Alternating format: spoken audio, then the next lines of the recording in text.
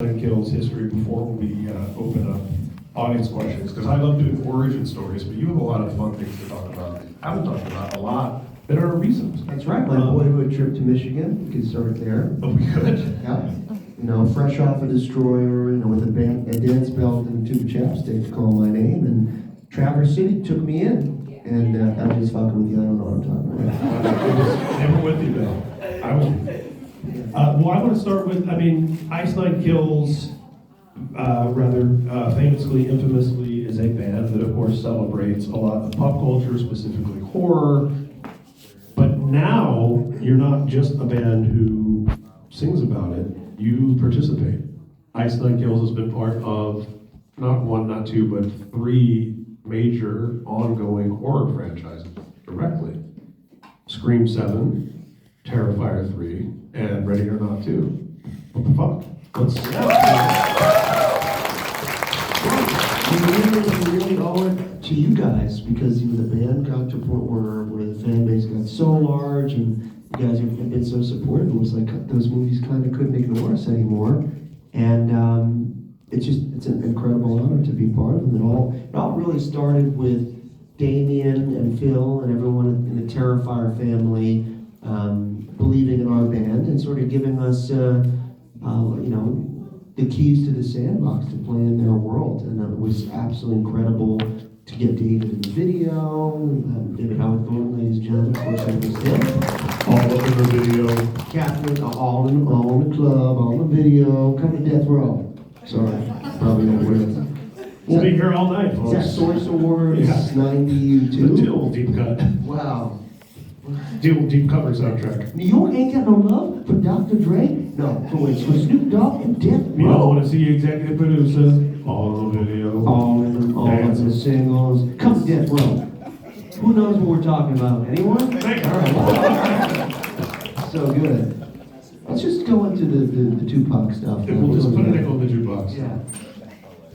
So, yep, work of art. We did that for Terrifier. It was incredible.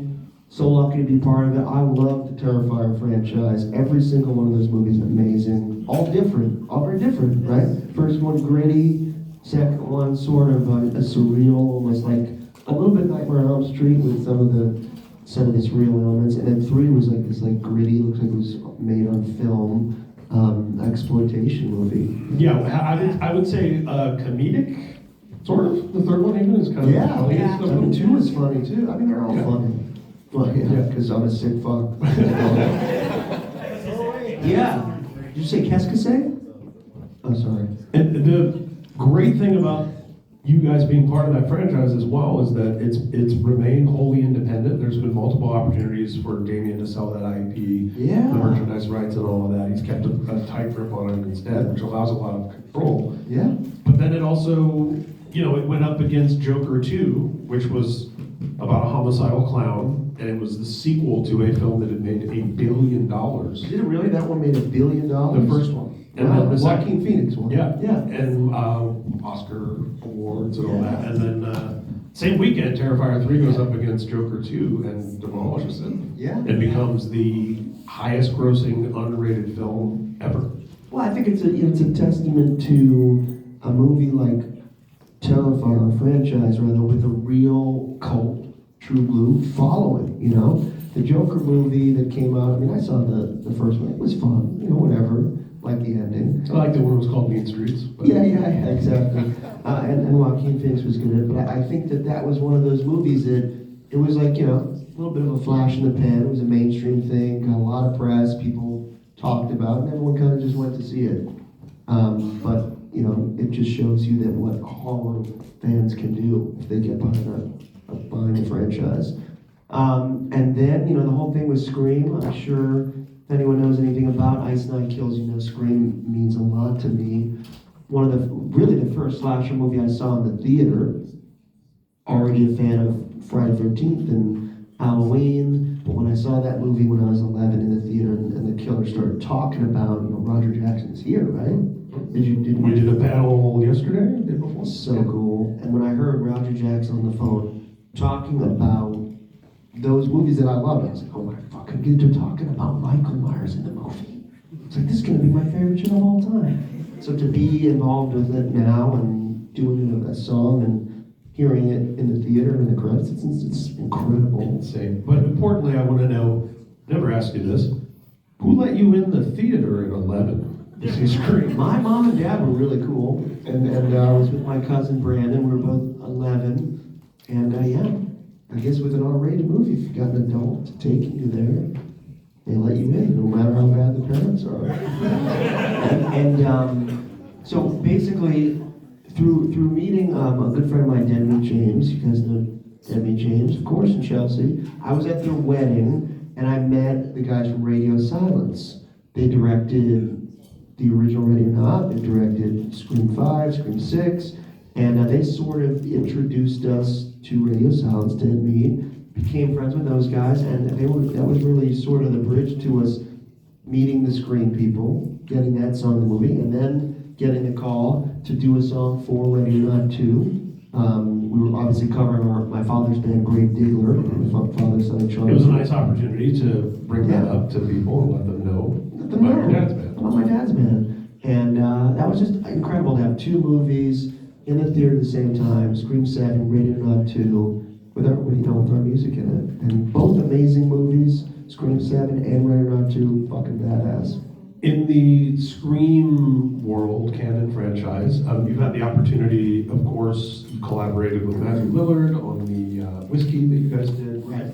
And he's now part of the Ink verse. He's been in videos. David Arquette, who's here this weekend, he's been in your videos. I love those guys. All in the Terry video. Kaiser. Terry Kaiser, famously from Scream. Well, there is a connection between Go on. Scream and Weekend at Bernie's. Anyone know this? I don't. If you watch the original Weekend at Bernie's, who's seen Weekend at Bernie's? In the party scene, if you look in the back, very handsome guy, who is it? Skeet. Skeet is in Weekend at Bernie's. That's party. insane. Yeah. Wow. Yeah, Like an extra? It's an extra. But you can see him very clearly. Yeah. That's amazing. Very good. You see, you learned something at Astronomicon. I can't believe you didn't know that. Did I just make that up? No. That's what's real. So we can talk about Kevin Smith, who's been here this weekend as well. Man. His connection to the Scream franchise. That's which right. is double. I mean, you guys know he's in Scream 3 and Jason Mewes. We're both here. But technically, there is a little bit of a connection to the Kevin Smith universe in Scream 1. If you look during the Randy Rule scene, when they're watching different movies and he's doing the roles, you can see very clearly the Clerks VHS cassette right there near the TV. The connection because Scream and Clerks both Miramax movies, and that's probably why it was there. Yeah, nothing weird or bad ever happened with Miramax after this. I don't know anything about it. But continuing on, we brought up Suge Knight already, and Suge Knight? No, what's that? That's right. Suge Knight dead? No. I believe he's in prison. Somebody else is dead. Right. Someone's run over. Someone else is dead, and he's in prison. I like Death Row Records. Was pretty badass, to be honest. You don't like Death Row? Come to Death Row. No, I love Death Row, don't like shit. Fair enough. Suge is an acquired taste. Yeah. We should sign with Death Row. There are a lot of rap labels where I can say, love the artists, don't necessarily love the person. How much cred would Ice Nine Kills get if we signed? Suge gets out of prison, and we sign with Death Row. I don't think that's going over well. But Grave Digler, on the other Yeah, hand, they can do it. Grave Digler's been on every major label. That's right. And Except dropped. Death Row. And dropped on every major label. Yeah. They may still find their way there. But going from, okay, so let's talk a little bit about the first Ink entering the Scream universe with a very deep cut Wes Craven. Do you guys know about this? What I'm talking about? One person. So Let's talk to everyone else about this. So yeah, it goes back to what I was saying. I met the Radio Silence guys at Demi James' wedding. Lovely ceremony, by the way, in which Heather Langenkamp officiated their wedding, right? The wedding of their dreams, right? Heather Langenkamp from Nightmare on the Street. Astronomicon veteran Heather Langenkamp. That's right. And also at my table were the Radio Silence guys, and we started talking, and we ended up hitting it off with those guys. And I'm like, listen, we know you love Scream. If we do Scream, when we do Scream 6, maybe send us a poster or something. We'll get Ice Nine Kills poster. We'll try to get it in the movie. I said, oh, that's very nice. Not expecting to actually hear anything. And then lo and behold, a few months later, Matt texts me, Matt Bettinelli from Radio Sound, saying, get me a nice Nine Kills poster. I was like, oh, fuck yeah, I'm gonna do that. So I called our boy Mike Cortado, who does all the ink artwork, very talented guy. And I knew the movie was taking place in New York. So I thought, they're using a poster, maybe it would be cool if it was like a show flyer for a nice Nine Kills show somewhere in Manhattan or something. So I knew that the Radio Silence guys love Wes Craven Easter eggs. So when Mike did the poster, I said, make the venue say Abe's Snake Pit.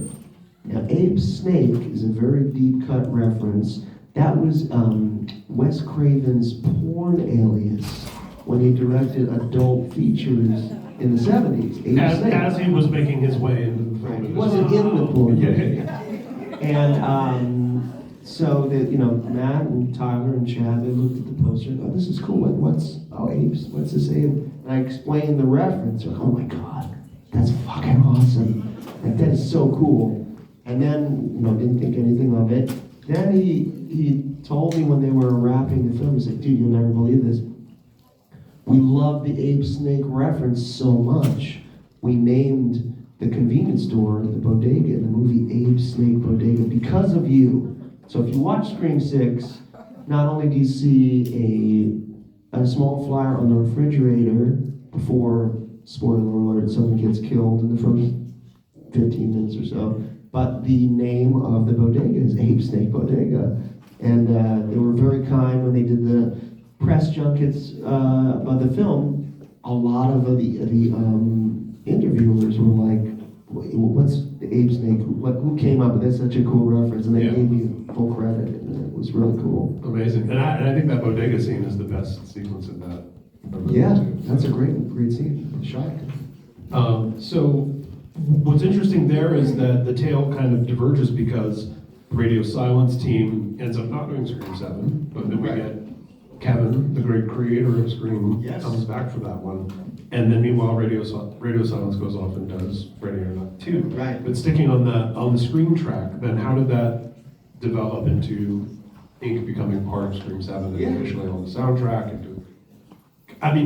We should talk about just music videos and horror in general, because that's a bit of a lost part. And I feel like Ink deserves a lot of credit for bringing that back. Thank you. That idea of that, Vinnie Vincent Invasion, Dawkins, Alice Cooper, Megadeth and Shocker, back in the day, it was like you would get a cool metal video directly tied in. You even have either clips from the movie or people from the movie in it, and that's really kind of a lost art, and now it's back. Tell me about that and how that all ended up happening to where you're closely collaborating, kind of with Scream 7 specifically. So we had heard that McKenna Grace was going to be in Scream 7, and I had been a fan of her acting without even knowing who she was at first, because I saw this movie called I, Tonya a few years ago, which I thought was brilliant. It's about Tonya Harding and the whole thing that went down in the 90s that was basically, long story short, it was this big figure skating scandal where this lady, Nancy Kerrigan, before the Olympics was, her knee was smashed with a hammer or something by this guy. Anyway, something, pipe.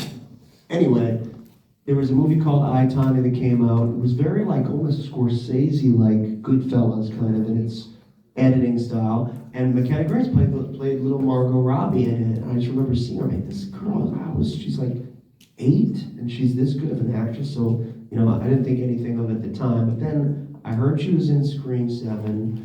Our producers knew someone on her team, on our management team, and she happened to be a fan of Ice Nine Kills, which was so cool. And we decided, let's make a song about Scream 7. We wrote this song very quickly, maybe in a couple days, and we sent it to her, and she loved it. And before we knew, if the movie was going to be into it or not, she came over to my house, and we recorded her vocals in my room, in my studio, which also happens to contain the original knife from Scream. I own one of 4 original knives in Scream. So Screen used. Screen matched. Yeah. In the scene where the killer has, I like to call him the killer in the first one, Ghostface. Instead of Ghostface. he has Nev Campbell on the ground. He's kind of has the knife in her face. You kind of see it from Nev's point of view. I have that knife. Sweet brag, right? That's not a noise. Yeah, that's not right. So we had McKenna record the vocals for Twisting the Knife in the room. With the knife. With the knife. I thought it was cool. Pretty fucking awesome. Cool. And that knife, and you lent that knife to your own production also, right? It's in the video? No? No, I don't let anyone even breathe on that. But there are legitimate screen use, screen props in the Twisted Knife Yes. video. In the Twisted Knife video, you'll see the actual robe from Scream 3, which is pretty. And that was even, because I know Paramount loaned you guys some stuff from Scream 7 also, but... And then in a couple shots, we used the robe from Scream 7 and the mask from Scream 7. We kind of wanted to use a few different ones. But the robe from 3 is like a collector, as it were. Well, Fun World, that owns the rights to the Ghostface mask, RJ, our buddy, he has some of the props from the film, and he lent us that. So Yeah. cool. Very cool. And then, I'm going to open it up to questions from Yeah. you guys, but I want to talk quickly before we do that about, I love Ready or Not, the first one, which was like one of those great stories where, kind of comes and goes and doesn't necessarily do that well, and then everyone discovers it after the fact at home. And it's just such a great, compact, little, cool story and a fun movie. And then, so that sequel coming around. Yeah. How did you get roped into that? And then how did you end up deciding to cover your estranged father's band rather than contribute That's right. an original song? So as I said, we met the Radio Silence guys. They were instrumental in the whole Scream thing for us. And Matt and Tyler were fans of my father's band, Grave Diggler. Grave Diggler, if you don't know, was a band in the 80s. They came up with Motley Crue, they came up with a lot of people talking about Poison and Dokken, but not a lot of people give Grave Diggler the credit that they deserve. And music historians like our friend Matt Pinfield, even Stephen Piercy from Rat, they really do give Grave Diggler the credit that they've always deserved as sort of pioneering that sound. And Matt reached out and said, "Listen, I know your relationship with your father, Sonny, is not the best, but..." No disrespect, but your dad's kind of a weird guy. Well, he's a prick. I wasn't going to say that, but... He's a prick. Yeah, cause you see it. He said, "Matt, he said, Spencer, what can you do? We want to use the song. You can't get your father to agree to give us the rights to use those masters. Can you talk to him?" And I said, "No." So through a very long legal process, documents served, hearings, affidavits, about this specifically. We did convince Sonny to let us use the song, but not the original recording. You had to do your own version. Right. So Matt basically, in his wisdom. Well, I think Dental Records also is tied up with the masters. So. Yeah, it's a whole thing. Dental Records was the label, famously, of course, that Grave Diggler had to sign to. They thought it was a good idea, Dental Records, because the owners of Dental Records said they had a lot of experience with plaques. My father thought they meant, platinum recording plaques, but he was just talking about tooth decay. So long story short, we covered the song, papers were signed, and the song's in the movie. Yeah, and is that, I don't want to get too personal up here and astronomical line, but has that done anything to kind of repair that relationship with father and son, or? No. If anything, it's strained it. But we do have a documentary series. The first episode, I don't know if anyone's seen part 1. Laid to Rest? Laid to Rest, the Grave Diggler story. Part 1 is right now out on YouTube. Tells a story of Grave Diggler. It tells a story about its involvement in the movie. And then part 2 is going to come out this week. Which will show, waiting for applause, for the first time in 10 years, a sit down between me and one son Charnas, my father. Wow. Yeah. Wow. I'm still grieving. It's a process. Interesting stuff. So last thing I want to mention here, we had the great Roger L. Jackson is here at Astro, and we did a panel the other day. And I got the opportunity to thank him personally, because one of the coolest things about any of us tangentially or directly part of the Inkverse, we had an opportunity to have Roger L. Jackson as Ghostface with Spencer announce Twisting the Knife and the band's participation and involvement in Scream 7 at your big headlining show with Wembley in the UK, which I think is maybe the biggest headlining show you've ever done. I think so, up there.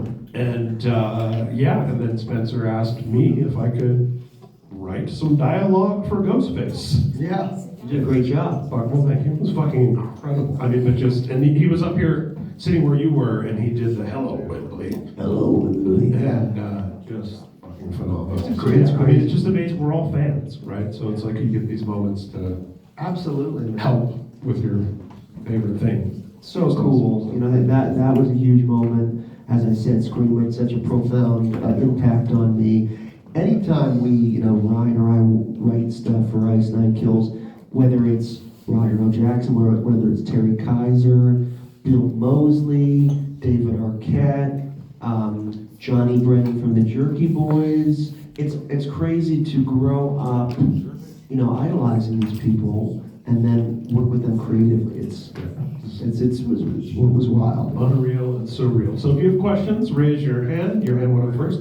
Tell us your name and where you're from first. Barbara?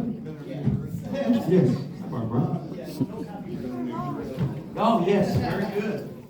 So with all horror movies, they have their own franchise. And Ice Nine Kills did a tour last year called Summer of Hell. Are you gonna franchise on that? Or will you? Summer of Hell. Hell of a summer. Hell of a summer. Yes. No. No, I think, I was actually thinking about that. I think that could be like, maybe a biannual kind of thing. Hell of a Summer's a great name. Biannual. Biannual? Goes both ways. Goes both ways, yeah. So, yes. Yes. Richard. It's like a classroom in here. I know, I'm in college again. My name's Crystal, I'm from Flint. I didn't go to college. Well, you are now, so. Whatever. Who went to college? Wow. You guys are way smarter than I am. Does two classes for one semester count? No? My question's, when you're taking a classic film like It or Jaws or Psycho, how difficult is it to capture the essence of those iconic movies and create a new visual product for possibly a new generation who's never even seen that movie but will now? Yeah, good question. I think when we do these songs, that's one of the most difficult things we deal with. That's what we're trying to do. We're trying to do justice to these great movies that have stood the test of time, and we always want to approach it with a level of respect, and we approach it as fans. What would we want to hear from a song about Jaws or Halloween or Psycho? And that's the thing we really, really stress over, and hopefully we do them justice. But yes, it's extremely important to us that they try to live up to the greatness of these films. And I think that's a great advice for any creatives, any of you who are musicians, filmmakers, writers. I've always heard and always believed, make the thing you wish existed. Right? Where you're like, I wish there was a band that combined a little of this with a little of that. Make that band. Make the band you want to hear. Make the movie that you want to watch. Here. So, going off of like Ray Bigler, David working with, is there a band that you talk to about like making music with?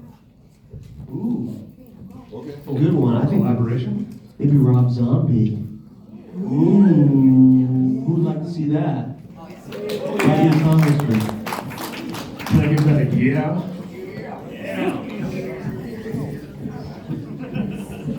Back here.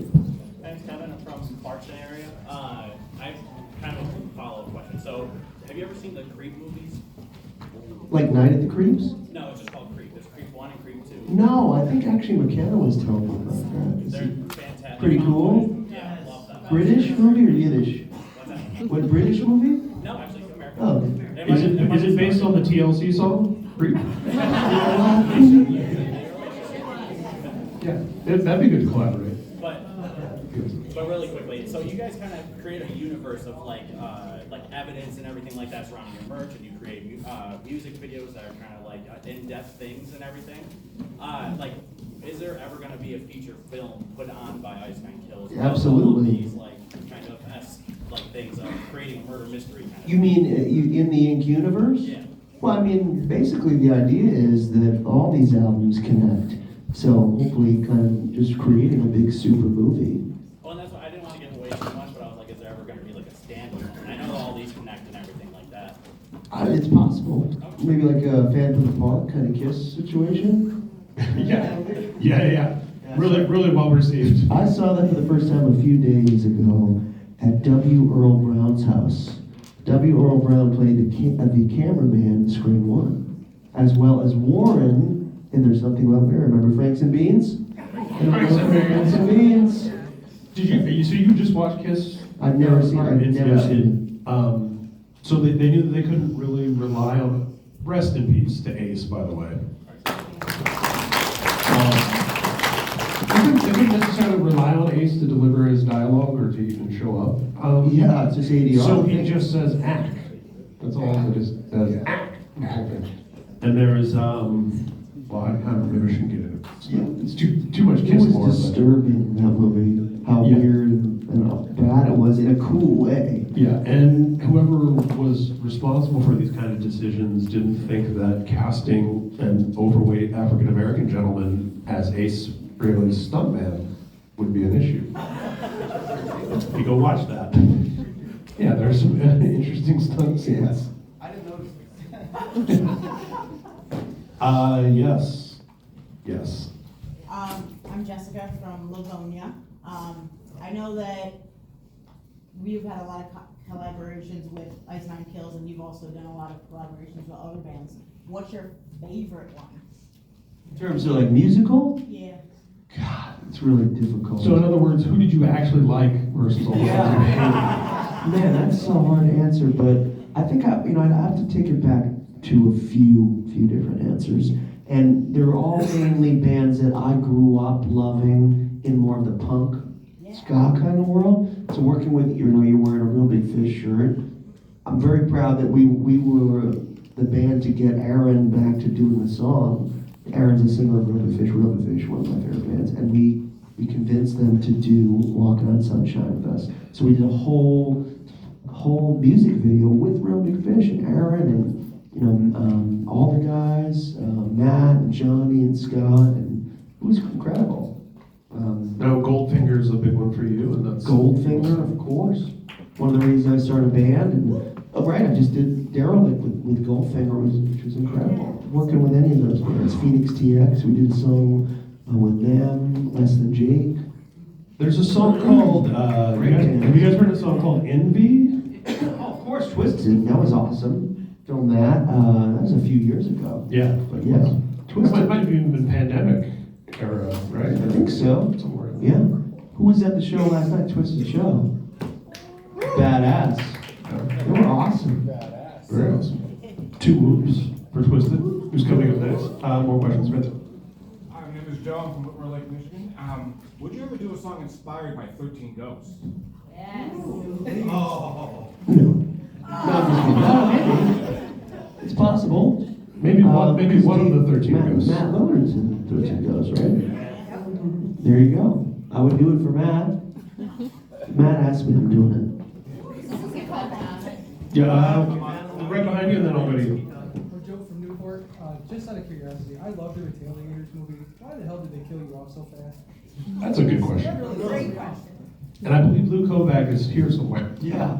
Can I ask him? Yeah, I mean, I think probably just that I can only shoot one day, so they decided to shoot me. On the day. Well, there you go. Yes, ma'am.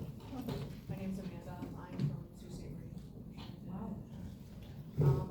Is there a role that you played that is your favorite, or one that in the future you would like to play? Roll. Oh, like in one of our music videos?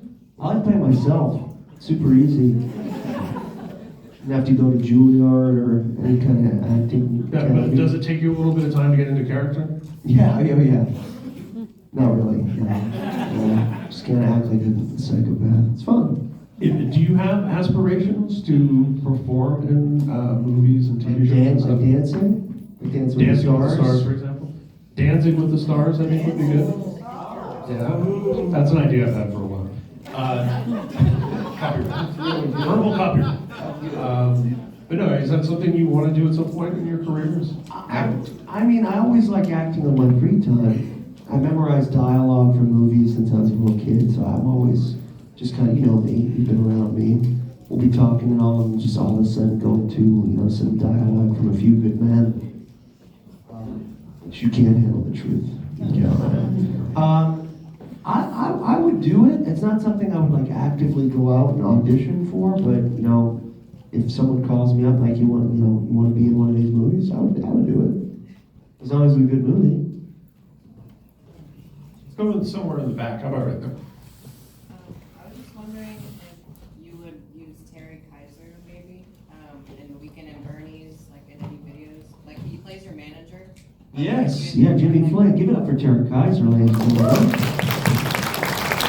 Although, I believe that character is currently dead. Well, I mean, I don't know. I mean, he got his arm chopped off and fell into a vat, and then it was on fire. So I think he might have survived that. I mean, he's survived less, or more, or worse. So yes, more Kaiser. More Kaiser rolls. Come on. Yes. Selection of the Christ, what is the status of that? Oh. And, Whoa. Are you with Variety? No. who wants to know? No, it was just Easter, so it is timely. Yeah. Yeah, that's going great. You know, we've got a lot of directors we're going out to. We're trying to find the right director because we want this film. It's got to be a nice balance of slaughter and laughter. Mel Gibson. Mel Gibson passed 18 times. But no, it's got to be slaughter and laughter in perfect balance because you can't spell slaughter without laughter. By the way, that was a perfectly dodged question because you didn't Yeah, really answer it. but if you'd like to know more about Slashing the Christ, go to slashingthechrist.com and you can kind of see a little bit of the lore that is being built. But we're very excited about working with Greg Nicotero, of course, who was instrumental in The Walking Dead and K&B, Effects Studios, and I've known about K&B since I was a little kid. You know, I did Scream and all the Tarantino movies, so to be working with Greg on this is pretty insane. Yeah, and then the Broken Lizard crew. Right, Paul Soder, who wrote the script, of course, Super Troopers, Beer Fest, Club Dread. So yeah, we're basically just working with all the people that I love. Are you going to be in Slashing? Slashing? Would you be in it? Oh yeah, yeah. Maybe one of the apostles? Yeah, maybe Jesus, I don't know. Maybe Judas? Judas Priest? Yes.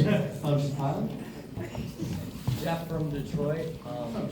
I am also in a horror-themed rock band, and it's funny because you just said you can't spell slaughter without laughter, and that's actually a lyric that I always use to show. But kind of a pipe dream of mine to open or collaborate with you, and I gave you my card before the Oh, yeah.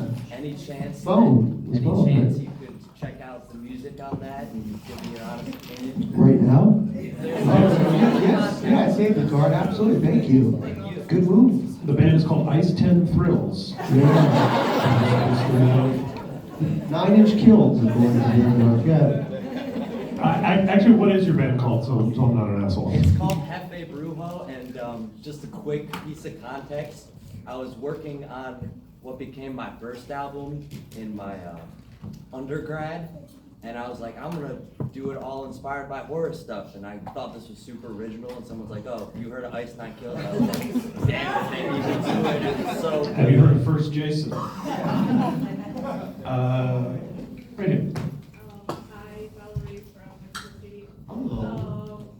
Are you looking to Mexico and tickets? What was the? Like for vacation or? Oh, to play? Yes, because I think you haven't been there since 2022. No, we played there, we played Mexico City with Metallica like a year ago. Just a little bit of Metallica. Yeah. You didn't come to the show. Sorry, I think you just hit me in the foot with that name you Yeah, dropped. no, sorry. Yeah, no big deal, Lars. What was the most challenging song to produce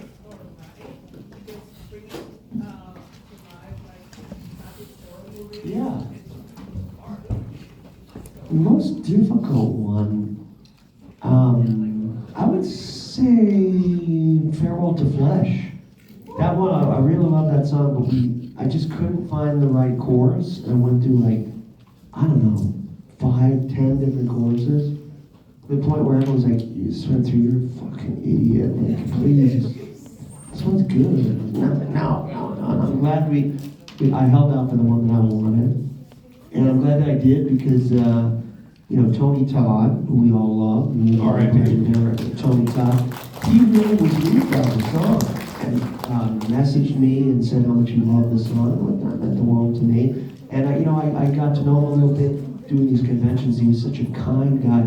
He was just such a warm person for anyone who ever had the pleasure of meeting him. And very kind and very sharp. Like very intellectual, studied, professorial, Shakespearean level kind of actor. Yeah. Brilliant actor, super great guy, and we miss him dearly. Yeah, indeed. We have time for a couple more questions. My name's Tressa, I'm from Flint. Tressa. I like that. So I really love Cannibal Corpse, and I love the song you did with Corpse Grinder. Was wondering if you plan on collaborating any more with them? Any other death metal vocalists you'd love to show? Yeah, or anybody else similar that you would like to? Yeah, the Cannibal Corpse thing was insane. To collaborate with them, I mean, I know it wasn't Corpse Grinder in the iteration of the band that I first heard. First time I heard Cannibal Corpse was in Ace Ventura. And that was the first band that I heard that had any kind of growls like that. So getting Corpse Grinder to be on the song was amazing. And who knows? Maybe we'll do more with him. Maybe we'll work with some other death metal bands too. Keep it fresh. Maybe Morbid Angel would be cool. Anyone know Morbid Angel? Good. Here we go. I mean, it's hard to find legendary, iconic death metal singers who have a connection to Jim Carrey. There's got to be a list of them. It might be one. He has impersonated Napalm Death. He has. Ready? So me and my dad went to a Dark Divine concert a little while ago, and he asked them to say if they could collaborate with this Nine Kills. So would you like to collaborate with them? With them? No. No, we took them out on tour. Great guys, great band. Maybe we will. Maybe someday we will.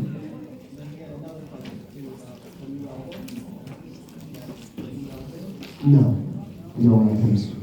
But we're working on a lot of songs. You guys like songs? I mean, since, for anyone who may be very anxious that there hasn't been a full-length follow-up to Welcome to Horrorwood yet, there's been a lot of music. A lot, yeah. And videos and associated stuff coming. So. We've released basically half an album already. Yeah. Laugh Track, you guys? Laugh Track. Meet and greet. Meet and greet was Welcome to Horrorwood. Yeah. So yeah. But still working on some new stuff and just trying to make everything as great as it can be. We want to give you guys the best. We'll not tolerate anything less. We have time for one more question, so no pressure, but it's got to be the best question anyone's asked, and not an astronaut. I'm just kidding. Yes. Let's go back there. We have chisel all on the his way back fucking there. tombstone, as Bill Mosley would say. Christina, what would be your favorite music video that you shoot and why? Favorite music video you've done and why? Favorite music video and why? Probably Work of Art. That was just so much fun. We had our fans there, and they had no idea that it was for Terrifier. We just told them it was just going to be a music video. So we had the pleasure of, in real time, seeing them understand why and what they were there for. Yeah. And then David came out in the costume. Catherine was there, and Leah was there. It was there. It was awesome. A proper version of real proper. Yeah, that was killer. And that was, you guys shot that in a theater in downtown Los Angeles? We shot that on a soundstage. The exterior was downtown Los Angeles, made to look like New York, which they did a great job with the snow and everything. Yeah. Yeah, Fantastic. right. Well, ladies and gentlemen, otherwise, give it up, Spencer Charnas. Thank you, guys.